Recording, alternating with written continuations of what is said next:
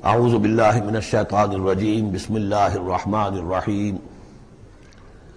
اقرأ بسم ربک الذی خلق خلق الانسان من علق اقرأ وربک الاکرم الذی علم بالقلم علم الانسان ما لم يعلم صدق اللہ العظیم رب اشرح لی صدری ویسر لی امری واحلل عقدۃ من لسانی یفقہوا قولی۔ اس سے پہلے کئی مرتبہ یہ عرض کیا جا چکا ہے کہ حضور پر جو پہلی وحی آئی تقریباً اجماع ہے اس پر کہ وہ یہ 5 آیات ہیں سورہ علق کی۔ آپ کی عمر شریف جب 40 برس کے لگ بھگ ہوئی، حضرت عائشہ صدیقہ رضی اللہ تعالی عنہا کی ایک روایت میں یہ ساری چیزیں موجود ہیں، تو خلوت گزرنی محبوب ہو گئی، غور و فکر کا غلبہ ہو گیا۔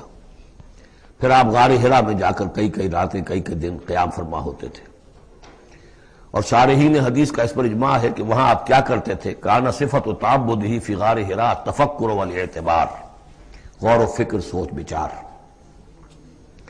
اسی میں پھر ایک دن فرشتہ آیا ہے۔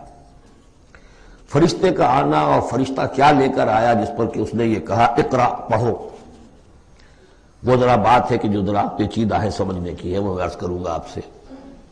روایت یہ ہے کہ فرشتے نے کہا اقرا، تو حضور نے فرمایا ما انا بقاری۔ فرشتے نے اپنے ساتھ بھیچا لگا کر سینے کے ساتھ، پھر چھوڑ دیا، کہا کہو اقرا۔ حضور نے پھر کہا میں ما انا بقاری۔ تیسری مرتبہ پھر کیا، 3 مرتبہ کرنے کے بعد پھر یہ اقرا بسم ربک الذی خلق۔ تو اس میں میرے نزدیک وہ روایت صحیح ہے کہ یہ جو پہلی وحی آئی ہے یہ ما بین النوم والیقظہ، جبکہ آپ نیم بیداری اور نیم خوابیدگی کی کیفیت میں تھے، اور فرشتہ اس وقت ایک تختی پر لکھی ہوئی یہ آیات لے کر آیا تھا۔ ورنہ ظاہر بات ہے کہ آدمی پڑھا ہوا نہ ہو تب بھی اسی کی اپنی زبان میں کہا جا رہا ہو کہ یوں کہو، تو وہ تو کہنا مشکل نہیں تھا۔ 40 برس کی عمر تھی آپ کی، کوئی آپ بچے تو نہیں تھے، کوئی شے تھی کہ جس کو پڑھنا تھا۔ وہ جو پڑھنا ہے تو وہ اصل میں یہ اس عالم میں کہ جس کو آپ کہیں گے ما بین النوم والیقظہ، بیداری اور خواب کے بین کی کوئی کیفیت تھی جس میں کہ فرشتہ آیا ہے اور اپنی اصل ملکی شکل میں آیا ہے۔ اس لیے کہ پھر اس نے جب وہ بھی کوئی چیز لکھی ہوئی لایا ہے، روایتوں میں آتا ہے سونے کی تختی تھی جس پر یہ آیات لکھی ہوئی تھی، تو اس پر آپ نے کہا ما انا بقاری، میں تو پڑھا ہوا نہیں ہوں۔ اب بات اس کے ساتھ مطابقت رکھتی ہوئی ہے، لیکن پھر جو سینے کے ساتھ بھیچا ہے 3 مرتبہ، تو اس سے گویا کہ آپ کے اندر وہ استعداد پیدا ہو گئی، پھر آپ نے اس کو پڑھا۔ اور یہ میں یاد دلاتا ہوں کہ میں نے جب کہا تھا کہ جب دوسری وحی فترت کے بعد آئی ہے سورہ مدثر کی، تو حضور نے جب دیکھا تھا کہ اب یہ افق اعلیٰ پر یا افق مبین پر حضرت جبرائیل نظر آئے، کیسے پہچان لیا؟ وہی فرشتہ جو غار حرا میں آیا تھا، تو وہاں بھی وہ اپنی اصل ملکی شکل میں تھے، لیکن وہاں جو رؤیت حضور کو حاصل ہوئی تھی وہ پوری بیداری کی حالت کی نہیں تھی، ما بین النوم والیقظہ، یعنی کچھ نیم خوابی اور نیم بیداری کی کیفیت تھی، لیکن دیکھ لیا تھا حضرت جبرائیل کو ان کی اصل ملکی شکل میں اس وقت۔ لہذا پھر جب وہ پہاڑ سے اترتے ہوئے یا محمد کی صدا آئی، اور پھر آپ نے 2 مرتبہ تو ادھر ادھر دیکھا، کوئی نظر نہیں آیا، تو آپ کو کچھ خوف سا بھی طاری ہوا۔ پھر اچانک نگاہ اٹھی تو دیکھا کہ وہی فرشتہ کہ وہی کہ جو غار حرا میں آیا تھا، اس طرح ہے کہ آسمان زمین کے مابین افق پر، اور اس طرح سے کہ پورا افق بھر گیا۔ تو یہ ہے اس کا پس منظر۔ اقرا بسم ربک الذی خلق، پڑھو اپنے اس رب کے نام سے جس نے پیدا کیا۔ خلق الانسان من علق، انسان کو پیدا کیا اس نے اس جوں کی طرح کی چیز سے کہ جو رحم مادر میں چمٹ گئی تھی۔ اقرا وربک الاکرم، پڑھو اور تمہارا رب بہت کریم ہے، بہت کریم ہے، بہت مہربان ہے۔ الذی علم بالقلم، جس نے کہ تعلیم دی ہے قلم کے ساتھ۔ عام انسانی تعلیم قلم کے ذریعے سے ہے، حضور کے لیے قلم کے درجے میں فرشتہ ہے، فرشتے کے ذریعے سے حضور کو سکھایا گیا ہے۔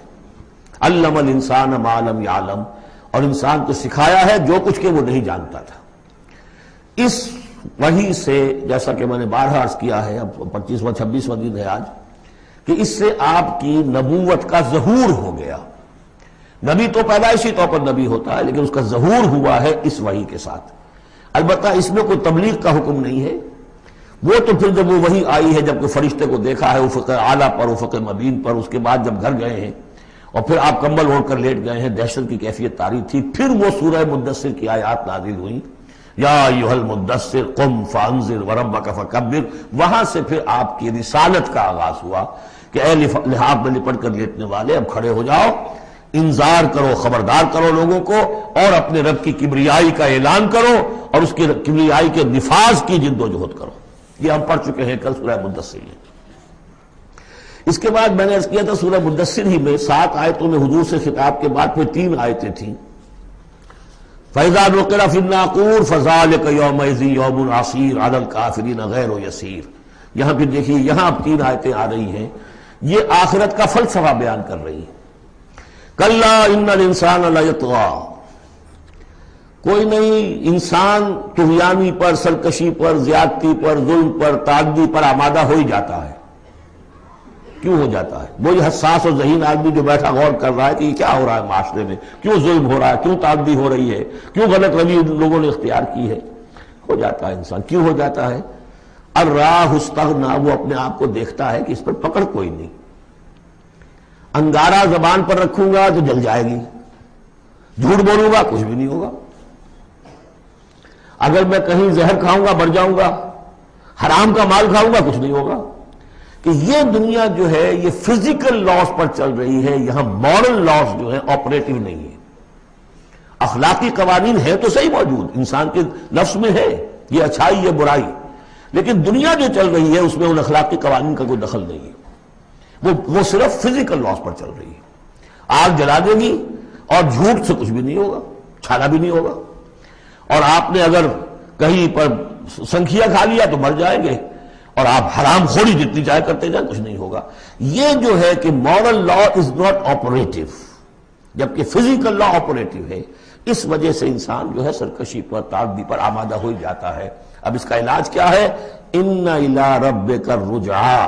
یہ عقیدہ کہ تمہیں اپنے رب کی طرف لوٹ کر جانا ہے، حساب کتاب ہوگا، جواب دہی ہوگی. یہ یقین اگر دل میں بیٹھ جائے تو سیلف سینسر ہو جائے گا اس کے اپنے اندر. کوئی کام ایسا نہ کروں جس کی جواب دہی نہ کر سکوں، جانا ہے. گویا کہ حل جو ہے اس پورے معاملے کا، کسی معاشرے میں اخلاقی زوال آ چکا ہو تو صرف ایک ہے، اور وہ ہے آخرت کا یقین اگر ہوگا کہ ہر چیز کی جواب دہی ہوگی، حساب کتاب ہوگا. جس نے کوئی ذرے کے ہم بدل نیکی کمائی ہوگی وہ اس کو موجود پائے گا، اور ذرے کے ہم بدل بدی کمائی ہوگی. فَمَنْ يَعْمَلْ مِثْقَالَ ذَرَّةٍ خَيْرًا يَرَهُ وَمَنْ يَعْمَلْ مِثْقَالَ ذَرَّةٍ شَرًّا يَرَهُ. جب تک یہ نہیں ہوگا، واقعہ یہ ہے کہ انسان جو ہے ظلم، تعدی، جہاں کہیں بھی ہاتھ پڑ سکتا ہے کوئی نہ کوئی غلط حرکت کرے گا.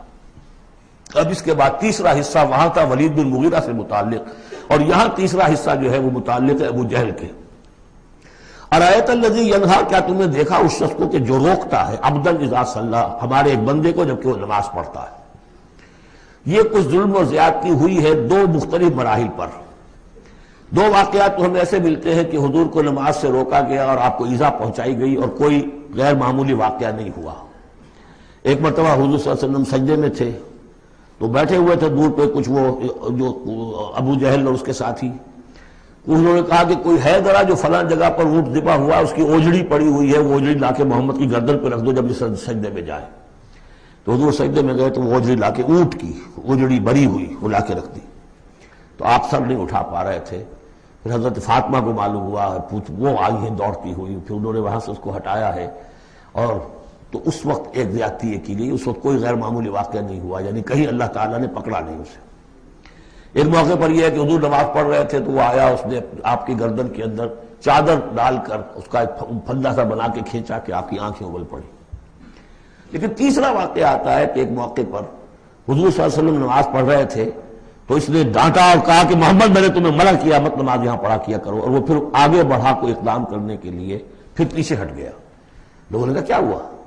تو کہا کہ مجھے اپنے اور محمد کے درمیان ایک کھائی نظر آئی جس میں کوئی پروں والی مخلوق تھی اور وہ میری تکہ بوٹی کرنے کو تیار تھی. اس سے خوف کھا کر وہ پیچھے ہٹ گیا.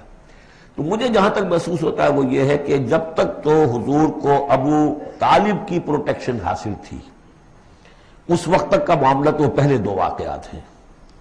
لیکن پھر جب آپ آئے ہیں اور طائف سے واپس آئے ہیں اور اللہ تعالیٰ کی طرف سے خصوصی پروٹیکشن آپ کو ملی ہے، اس کے بعد کا واقعہ وہ ہے کہ جس کا کہ یہاں تذکرہ ہو رہا ہے. ارایت الذی ینہا، کیا تم نے دیکھا اس شخص کو جو روکتا ہے عبدن ہمارے ایک بندے کو اذا صلی جبکہ وہ نماز پڑھتا ہے، ارایت ان کان علی الہدی، کیا تم نے غور کیا اگر وہ شخص ہوتا ہدایت پر، یہی ابو جہل ہدایت کے راستے پر کاربند ہوتا، او ہمارا بالتقوی، یہ ہمت والا آدمی ہے، جرت والا آدمی ہے، بخیل نہیں تھا، اس نے یہی کہا تھا کہ بنی ہاشم نے اگر لوگوں کو غریبوں کو کھانے کھلائے ہم نے ان سے بڑھ کر کھلائے، ابھی تک تو ہم کندھے سے کندھا ملا کر آ رہے، وہ بخیل نہیں تھا، پھر جری تھا، بہادر تھا، میدان جنگ میں گیا ہے، لیڈ کیا ہے لشکر کو اپنے، اور جب گردن کاٹنے لگے تھے تو کہتا تھا نیچے سے کاٹنا تاکہ نیزے کے اوپر چڑھاؤ گے تو معلوم ہو کہ اونچی گردن ہے کسی سردار کی گردن ہے، تو یہ چیزیں اس کے اندر تھیں، مرد میدان تھا، لیکن یہ ہے کہ وہ جو صدق بالحسنی والے معاملے پہ آ کے مار کھا گئے۔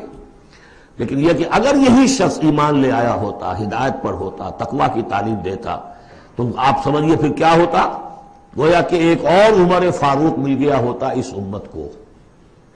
بالکل ان کی شخصیتوں کے اندر بڑا پیرلل انداز ہے۔ حضرت عمر بھی لڑنے بھڑنے والے آدمی، کشتیاں کرنے والے آدمی، ادھر سے جا رہے ہیں اس کو دھکا دے رہے ہیں، اس مزاج کے آدمی تھے، لیکن یہ کہ بہرحال ان میں وہ چیز موجود تھی کہ بخل نہیں اور بزدلی نہیں۔ ان دو چیزوں کے بعد جو ہے پھر یہ کہ تصدیق بالحسنی کے لیے اللہ تعالیٰ نے ایک راستہ کھول دیا ان کے لیے، تو ان کے وہ عمر فاروق بن گئے، اس لیے کہ دعا کی تھی محمد رسول اللہ نے۔